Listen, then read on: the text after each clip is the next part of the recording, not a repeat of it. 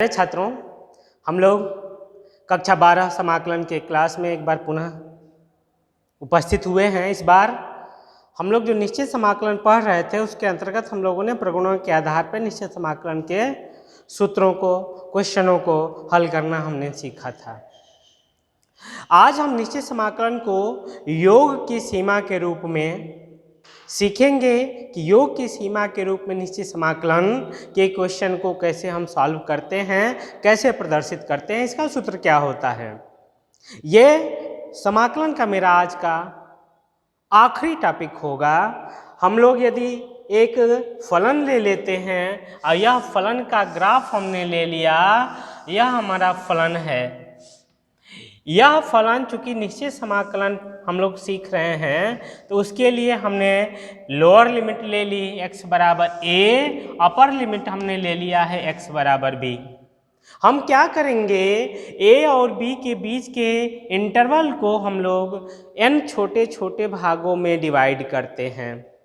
जब हम n छोटे छोटे भागों में डिवाइड करते हैं तो एक छोटे भाग बराबर भागों में, तो एक छोटे भाग की लंबाई को या उसको हम चौड़ाई कह लें, उसको हम यदि h से प्रदर्शित करें तो इसके बीच की जो दूरी हुई b माइनस a वह n इंटू h के बराबर होगा, जहां h एक छोटा भाग है और n टोटल नंबर भागों की संख्या है। यदि हम इसको प्रदर्शित करें ग्राफ से, यह x बराबर a है, यह x बराबर a प्लस h होगा, यह x बराबर a प्लस 2h होगा और जो nवां है वह x बराबर a प्लस nh हम इसको लिख सकते हैं। यह फलन का मान है x बराबर a पर, इसे हम f ऑफ a कह दें। इसे हम f of a plus h से प्रदर्शित करेंगे।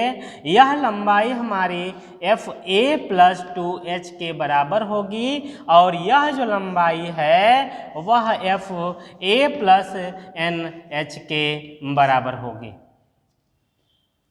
यहाँ हमने देखा है कि b माइनस a का मान nh के बराबर है। जैसे जैसे हम n का मान टेंड करेंगे इनफाइनाइट की तरफ, वैसे वैसे h का मान शून्य की तरफ छोटा होता जाएगा।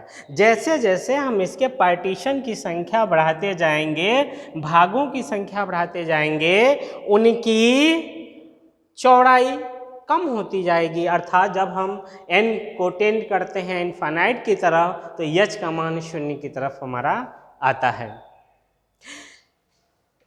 जो हमारी लिमिट है from a to b fx dx निश्चित समाकलन का मान है, वह limit h tend to 0 h f a plus h plus f a plus 2h plus f a plus 3h plus dash dash dash plus f a plus nh सूत्र की सहायता से ज्ञात कर सकते हैं, जहां n का मान इनफाइनाइट को टेंड कर रहा है।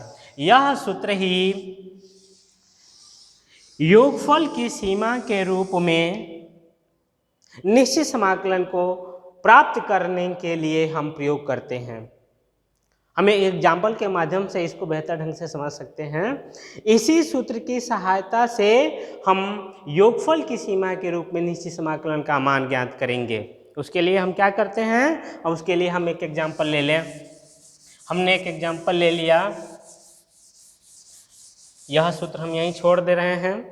हमने एग्जाम्पल लिया है 2x माइनस 5 और इसका इंटीग्रेशन फ्रॉम 1 to 4 dx हम निकालेंगे। यह हमारा फलन है fx का मान दिया हुआ है 2x माइनस 5। हमने क्या किया, a माइनस b के बीच के डिफरेंस को अर्थात b माइनस a को हमने nh कहा। यहाँ a का मान 1 है, b का मान 4 है, तो 4 माइनस 1 का मान nh के बराबर होगा या nh का मान 3 होगा। याद रखिएगा। अब हम मान ज्ञात करेंगे एफ ए प्लस एच का। एफ ए प्लस एच सूत्र में आ रहा है, ए की जगह पे 1 है तो हम F1 प्लस एच का मान निकालेंगे। F1 प्लस एच का मान हमने निकाला, इसमें वैल्यू पुट करेंगे, x की जगह पे 1 प्लस एच रखे -5 करेंगे तो इसका मान आएगा 2h माइनस 3, 2h माइनस 3। फिर हम 1 प्लस 2h का मान निकालें, F1 प्लस 2h का मान, यहाँ x की जगह पे 1 प्लस 2h रखेंगे तो यह हो जाएगा 2 प्लस 4h माइनस 5, अर्थात यह हो जाएगा 4h माइनस 3। इसी तरह से हम अंतिम निकाल दें F1 प्लस NH का मान, यह मान होगा 2NH माइनस 3 के बराबर। अब हम इस सूत्र में वैल्यू केवल पुट करना है। यदि हम सूत्र को एक बार और पुनः लिख लें और लिखने के बाद इस क्वेश्चन को हम हल करें, हमारा limit 1 to 4 2x minus 5 dx का मान होगा limit h tend to 0 h f1 plus h f2 plus h plus dash f1 plus 1 plus 2h 1 plus nh के बराबर होगा।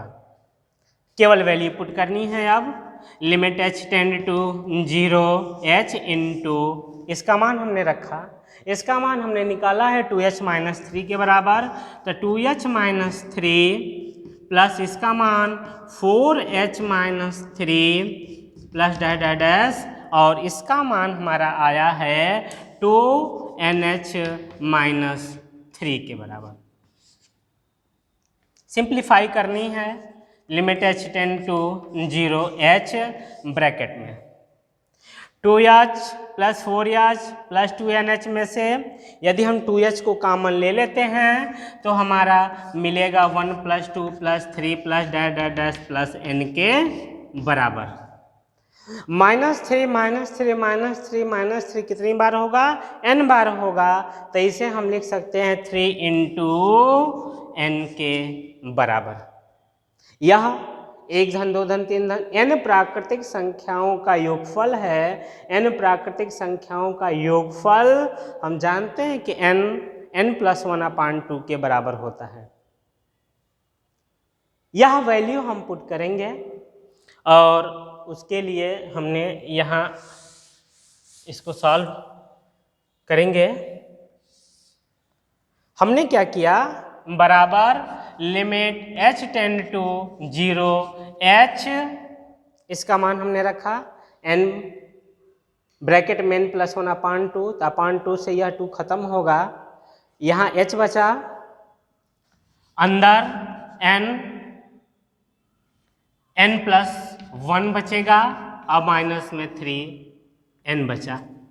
हमने h टेंड टू इनफाइनाइट लिख लिया, h का गुणा करें, यह NH हुआ, इस h का गुणा यहाँ करेंगे तो NH प्लस h हो जाएगा।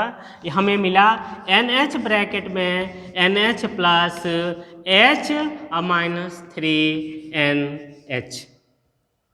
हमने अभी यहाँ मान निकाल कर दिखाया था कि b माइनस a का मान NH हुआ, अर्थात 4 माइनस 1 का मान NH हुआ, तो NH का मान हो जाएगा 3। यह NH का मान यदि हम 3 यहाँ पर पुट करते हैं, यह 3 है, यहाँ 3, यहाँ 3, h की वैल्यू हम 0 रखेंगे। जब 0 रखेंगे तो यह मान 0 आ जाएगा, यहाँ 3 आया, यहाँ 3 प्लस 0 आया और यहाँ 3 गुणे 3 आया, इसका मतलब 9 माइनस 9 बराबर 0 हुआ। इसका मतलब है कि हमने इस समाकलन का मान निकाला तो इस समाकलन का मान आ गया 0। किसकी सहायता से? योगफल की सीमा की सहायता से हमने इसका मान निकाला हुआ है। एक और यदि हम एग्जाम्पल ले लें, थोड़ा सा और बेहतर होता है एग्जाम्पल के माध्यम से समझना। एक और एग्जाम्पल हम उठा लेते हैं, e to the power x from a to b, हमने एग्जाम्पल लिया है from a to b e to the power x dx।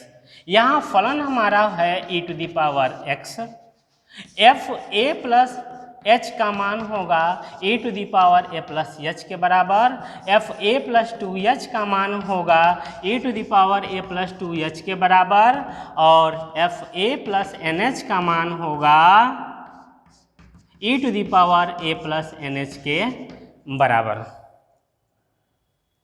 यहाँ upper limit minus lower limit n h के बराबर हम लिखेंगे, इसकी वैल्यू हम यूज करेंगे क्वेश्चन को सॉल्व करते समय।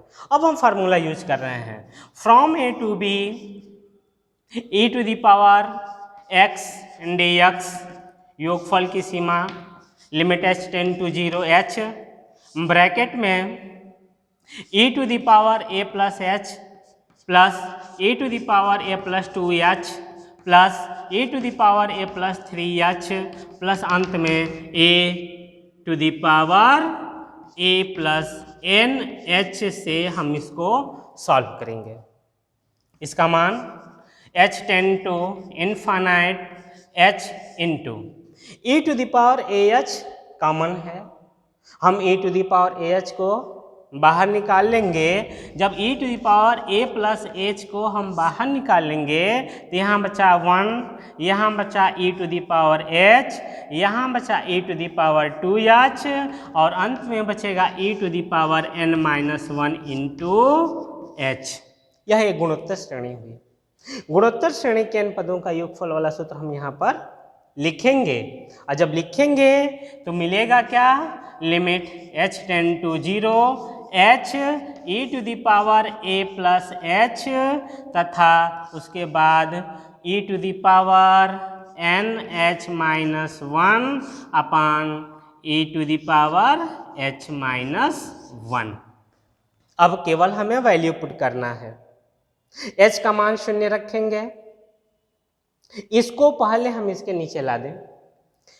हमको लिमिट सॉल्व करनी है, हमने लिमिट रखा है e to the power limit h tend to 0 e to the power a plus h into, हमने इस पर लिमिट लगा दिया e to the power nh की जगह पे हम b माइनस a रखेंगे, तो यह हो जाएगा b minus a minus 1 bracket में, और एक और लिमिट हमारे पास है h टेंड टू 0, इसके साथ e to the power h minus 1 upon h, e to the power h minus 1 upon h, और यह है हमारा हर में, इसकी वैल्यू हो जाएगी 1 के बराबर।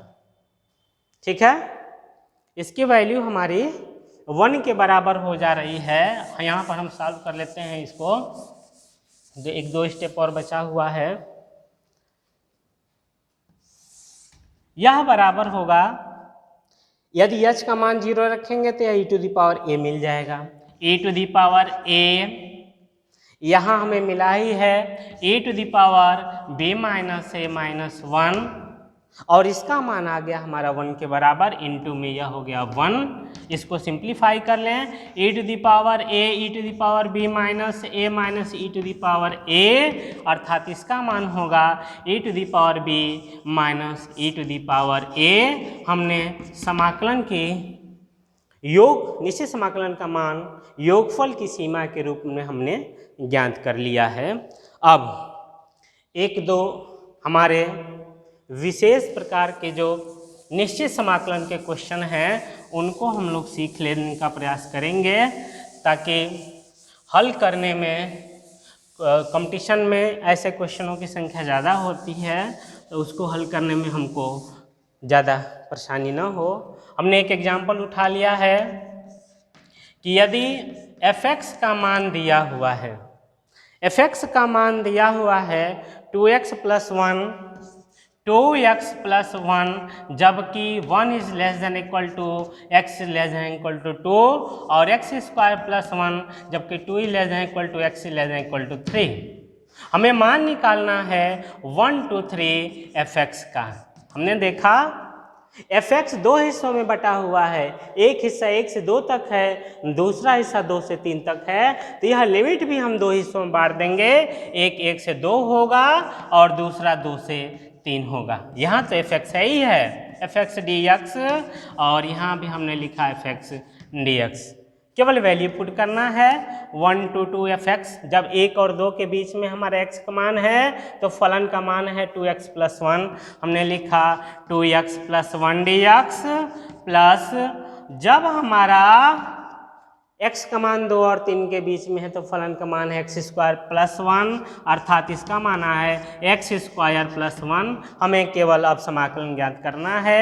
2x का समाकलन हो जाएगा 2 × x² 2 से 2 कटेगा तो x² और 1 का हो जाएगा x, लिमिट हम लिख दें, प्लस इसका x² का x³ 3 और 1 का होगा x, यहाँ भी हमने लिमिट रख दिया 2 to 3। अब इसी को बस सिंप्लीफाई करना है। एक बार x का मान 2 रखेंगे तो यह हो जाएगा 2 का वर्ग 4 और प्लस 2 यह हो जाएगा 6। अपर लिमिट में रखने पर मान आ गया 6, और जब लोअर लिमिट में मान रखेंगे तो 1 धन 1, अर्थात x की जगह पे 1 रखेंगे तो 1 का वर्ग 1 धन 1 बराबर 2, यह माइनस में आ गया 2, प्लस इसको सॉल्व कर लें। x की जगह पे 3 रखा, अपर लिमिट 3 रखेंगे तो 27/3 आ जाएगा, 27/3 प्लस 3 माइनस, जब x का मान लोअर लिमिट रखेंगे 2 तो 2 का क्यूब हो जाए 8, 8/3 और माइनस में 2, बस हल हो गया। 3 में से 2 गया 1 यहाँ हुआ, और 4 में से 2 गया, 6 में से 2 गया तो 4 और 1 यहाँ 5 आ गया, प्लस 27 में से 3, 27/3 में से यदि 8/3 जाएगा तो यह हमारा होगा 19/3, 19/3 यह हो गया। अब 5 धन 6 सही 1/3 अर्थात 11 सही 1/3 हमारे इस समाकलन का मान होगा।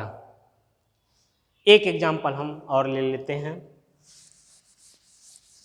यह पूरे समाकलन का हमारा आखिरी एग्जाम्पल है। इस एग्जाम्पल को भी हमने उठा लिया है।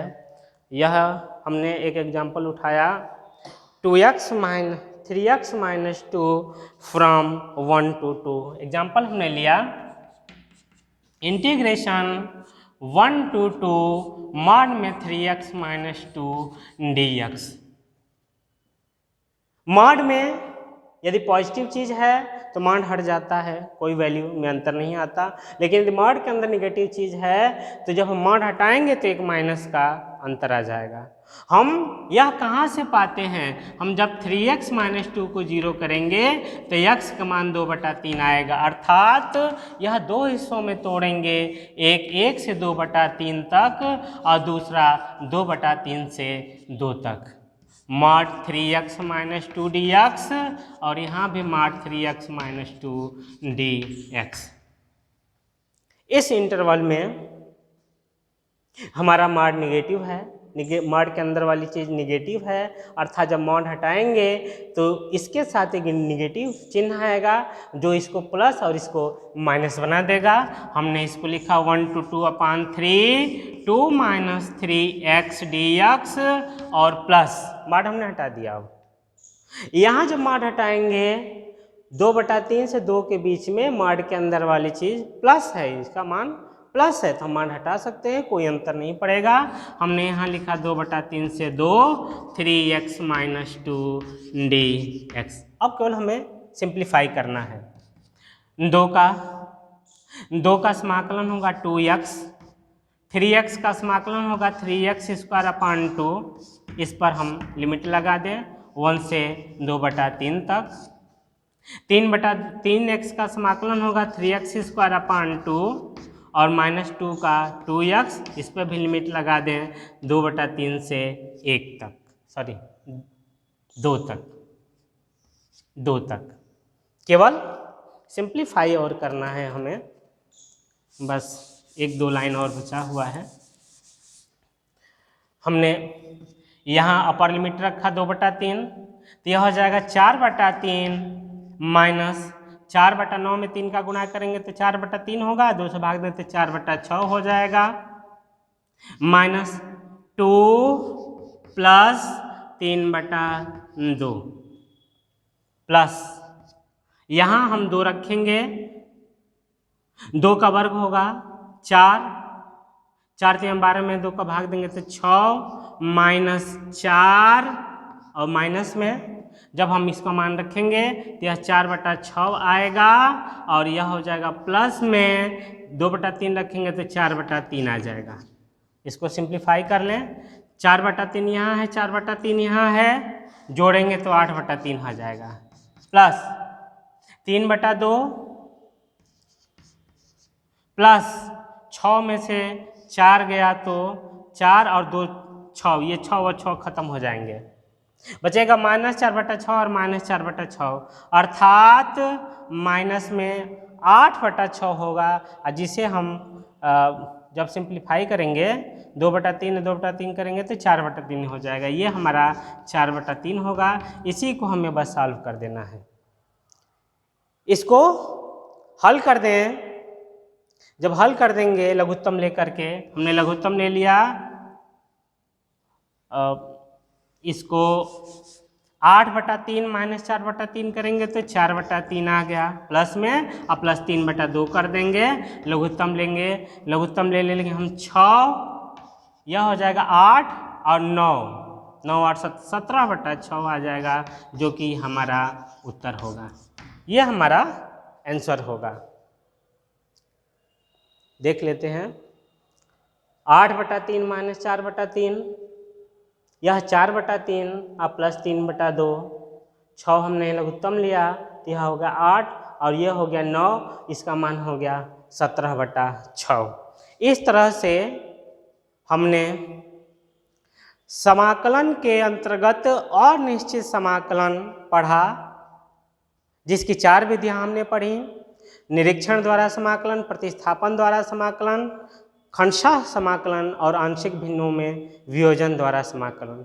उसके बाद हम लोगों ने निश्चित समाकलन को पढ़ा। निश्चित समाकलन कॉन्सेप्ट हमने समझा, निश्चित समाकलन प्रतिस्थापन पर हमने समझा, निश्चित समाकलन को हमने प्रगुणों के आधार पर हल करना सीखा, तथा अंत में आज हमने निश्चित समाकलन को योगफल की सीमा के रूप में हल करना सीखा था। इस तरह से ये समाकलन नामक चैप्टर हमारा पूरी तरह से ख़त्म हो गया है। अब आप लोग के लिए मैं कुछ क्वेश्चन दे देता हूँ ताकि इसको हल कर लीजिएगा। क्वेश्चन समझने में और एक्सरसाइज हल करने में कोई परेशानी नहीं होगी। एक हमने क्वेश्चन दिया, हमने गृह कार्य आपके लिए दिया है। पहला हमने क्वेश्चन दिया, integration 1 to 2 1 to 3 2x² + 3 dx। दूसरा हमने क्वेश्चन दिया आपको, मॉड में cos x dx from 0 to पाई। तीसरा क्वेश्चन हम योगफल की सीमा के रूप में दे रहे हैं, from 0 to π/2 sin x dx। और चौथा क्वेश्चन हम दे रहे हैं, फ्रॉम 1 to 3 4 कर लेते हैं, 1 to 4 मॉड में x - 1 plus x - 2 plus x - 3, और इनका हम लोग समाकलन ज्ञात करेंगे x के सापेक्ष।